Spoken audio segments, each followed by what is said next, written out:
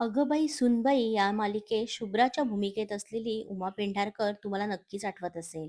उमाने त्यासोबतच अनेक मालिकांमध्ये काम केलं होतं.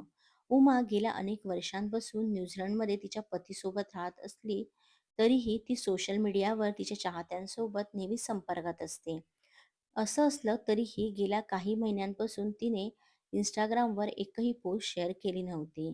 तिने नुकतंच सोशल मीडियावर एक पोस्ट शेअर करत ती गेल्या काही महिन्यांपासून एका गंभीर आजाराला तोंड देत होती, असे सांगितलं आहे. तिने एक पोस्ट शेअर करत लिहिलं आहे की तुम्हाला एक छोटीशी अपडेट मला सांगायची आहे. सध्या न्यूझीलंडमध्ये दुसरी मास्टर्सची मी पदवी घेत असताना काही महिन्यांपूर्वी आयुष्यात अचानक एक आव्हान समोर उभं आलं.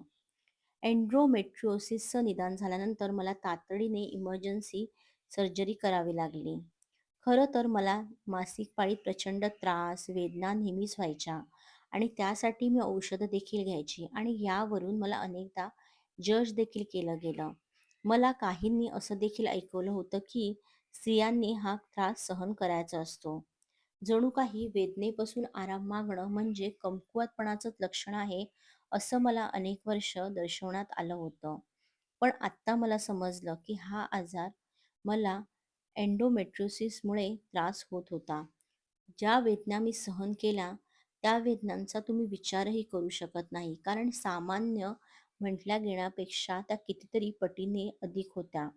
आता मागे वळून पाहताना माझ्या शरीराने काय-काय सहन केलं, मी किती सहन केलं, माझ्या शरीराला किती त्रास झाला, ह्या सगळ्या गोष्टींचं मला नवल वाटतं. पण या सगळ्यातून मला आता एका गोष्टीची जाणीव झाली. कारण मी एक अदृश्य संघर्ष दिला होता, हे मला कधीच कळलं नव्हतं.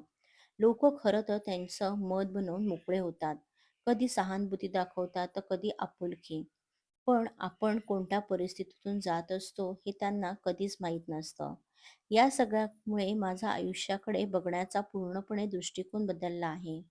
आरोग्य हीच आपली संपत्ती असं मी आता मानलं आहे.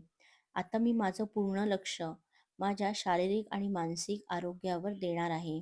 माझं आरोग्य अधिकाधिक चांगलं व्हावं यासाठी मी प्रयत्न करणार आहे आणि या सगळ्यामध्ये माझा पार्टनर ऋषिकेश पेंढारकर मला खंबीर साथ देणार हे मला माहीत आहे आणि त्याच्या साथीमुळे या सगळ्यातून मी बाहेर पडली आहे. मी कधीही विचार केला नव्हता की अशा प्रकारे माझं आयुष्य बदलून जाईल.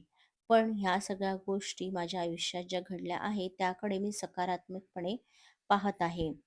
उमाला तिचे आजारपणात लवकरात लवकर ती बरं हो, अशी पी स्क्वेअर परिवारातर्फे शुभेच्छा. तिची कोणत्या मालिकेतली भूमिका तुम्हाला सगळ्यात जास्त आवडते आम्हाला कमेंटद्वारे कळवा.